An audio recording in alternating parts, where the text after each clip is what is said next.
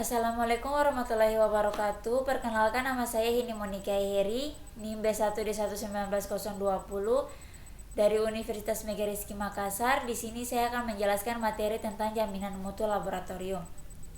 Yang masuk di latar belakang, mutu yaitu kemampuan suatu produk atau layanan yang sesuai standar untuk kepuasan pelanggan. Mutu penting dalam semua proses tahapan pemeriksaan laboratorium, mulai dari penerimaan sampel, pemeriksaan hingga pelaporan hasil uji. Pemantapan mutu adalah semua kegiatan untuk menjamin ketelitian dan ketetapan hasil pemeriksaan laboratorium. Pentingnya pemantapan mutu: meningkatkan kualitas laboratorium, meningkatkan kepercayaan diri ATLM dalam mengeluarkan hasil pemeriksaan, metode penguasaan yang efektif, penghematan biaya pasien. Pemantapan mutu internal atau PMI, kegiatan pencegahan dan penguasaan oleh masing-masing laboratorium yang meliputi tahap pra-analitik, analitik, dan pasca-analitik. Pemantapan dan penyempurnaan metode pemeriksaan, memastikan bahwa semua proses telah dilakukan dengan benar, meningkatkan kesiagaan tenaga, mendeteksi kesalahan dan mengetahui sumbernya, membantu perbaikan pelayanan melalui peningkatan mutu pemeriksaan. Pemantapan mutu internal pra-analitik yaitu persiapan pasien, pengambilan dan penampungan spesimen, penanganan spesimen, pengiriman spesimen, pengolahan dan penyimpanan spesimen.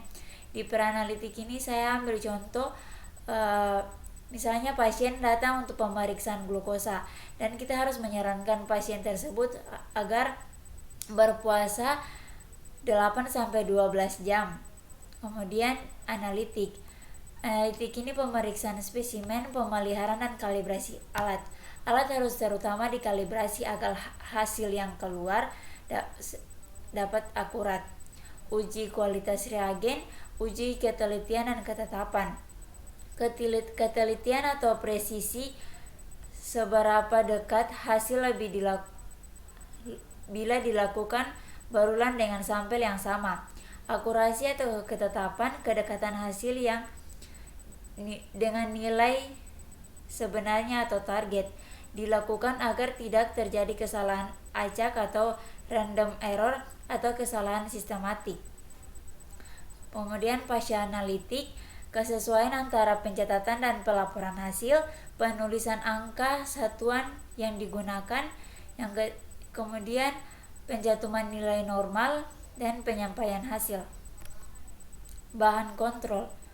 Bahan kontrol adalah bahan yang digunakan untuk memantau ketetapan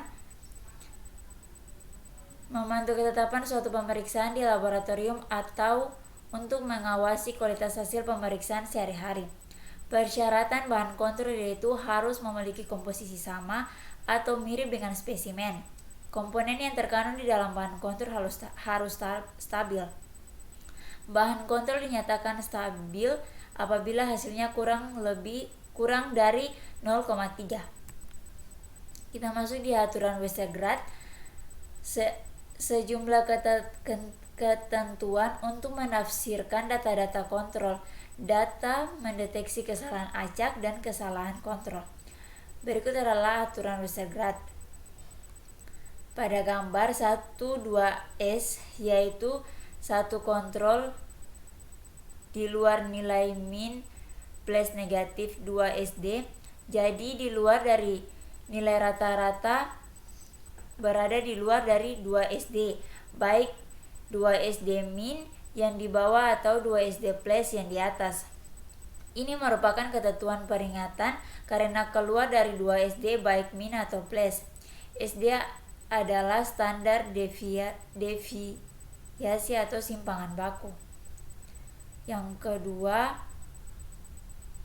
1,3S yaitu satu kontrol di luar nilai min plus negatif 3SD, merupakan ketentuan penolakan akibat dari kesalahan acak atau random error. Jadi keluar dari 3SD berarti sudah penolakan, seperti pada gambar yaitu minus 3SD keluarnya, tetapi dapat juga terjadi pada plus 3SD.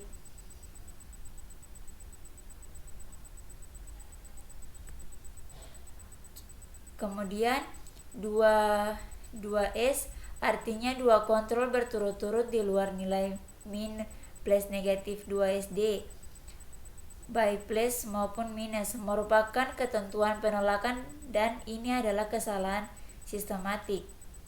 Pada gambar 1 hasil berturut-turut di luar 2S. Pada gambar 2 hasilnya di luar minus 2S sebanyak 2 buah. Gambar 1 plus 2S, gambar 2 plus minus 2S. Kemudian R4S artinya satu kontrol di luar nilai min plus 2SD, satu kontrol lain di luar nilai minus 2SD atau dua kontrol berturut-turut plus 2SD kemudian minus 2SD merupakan ketentuan penolakan karena kesalahan acak atau random error. Kemudian 41S artinya 4 kontrol berturut-turut di luar min plus minus 1SD seperti pada gambar 1 yaitu 4 kontrol berturut-turut di luar minus 1S. Gambar kedua across yaitu 2 yang berbeda tapi ada sebanyak 2 bersama-sama berada di luar plus 1S, jadi ada 4 buah merupakan ketentuan penolakan disebabkan karena kesalahan acak dan sistematik.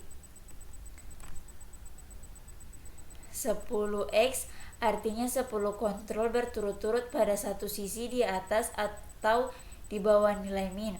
Contohnya pada gambar nomor 1 yaitu berada di bawah sebanyak 10 kali atau di bawah min. Ini adalah within atau setiap hari. Atau across di gambar nomor 2 yaitu di atas min jadi 5 plus 5 jadi 10. Ini adalah ketentuan penolakan karena kesalahan sistematik. Termasuk di systematic error. Systematic error menunjukkan tingkat ketetapan atau akurasi menuju ke arah ke satu arah sehingga hasil pemeriksaan selalu lebih besar atau lebih kecil dari seharusnya. Systematic error adalah kesalahan yang mempengaruhi seluruh hasil pengukuran seperti kesalahan alat yang digunakan. Contohnya, menggunakan timbangan yang tidak terkalibrasi untuk mengukur berat benda. Sekian dan terima kasih dari hasil pemaparan materi saya. Mohon dimaafkan kalau ada kata-kata yang salah.